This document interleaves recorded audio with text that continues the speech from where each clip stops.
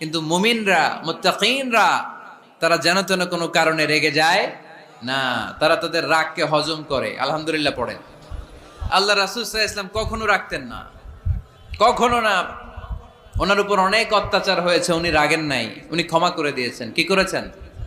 আল্লাহ রাসূল সাল্লাল্লাহু আলাইহি ওয়াসাল্লাম যখন মক্কায় নামাজ পড়তেন, আল্লাহ রাসূল সাল্লাল্লাহু আলাইহি ওয়াসাল্লাম যখন রুকুতে যেতেন, সিজদায় যেতেন, পিঠের উপরে পচা উটের নাড়ি ভুঁড়ি চাপিয়ে দেয়া হতো। আল্লাহ রাসূল কখনো রেগেছেন?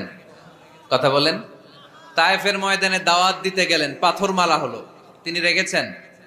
বাড়ি থেকে বের করে দেয়া হলো, বাধ্য হয়ে মক্কা থেকে মদিনায় হিজরতে গেলেন, মক্কার দিকে তাকিয়ে তাকিয়ে চোখের পানি ছাড়লেন আর বললেন, মক্কা তো আহাব্বুল বিলাদ ইলাইয়া, আমার কাছে সবচেয়ে প্রিয় শহর মক্কা শহর। লাউলা উখরিজতু লামা খারাজতু, আমার যদি বের করে দেয়া না হতো মক্কা থেকে জীবনে কোনোদিন আমি বের হতাম না। তারপরেও বিশ্বনবী রাগেন নাই।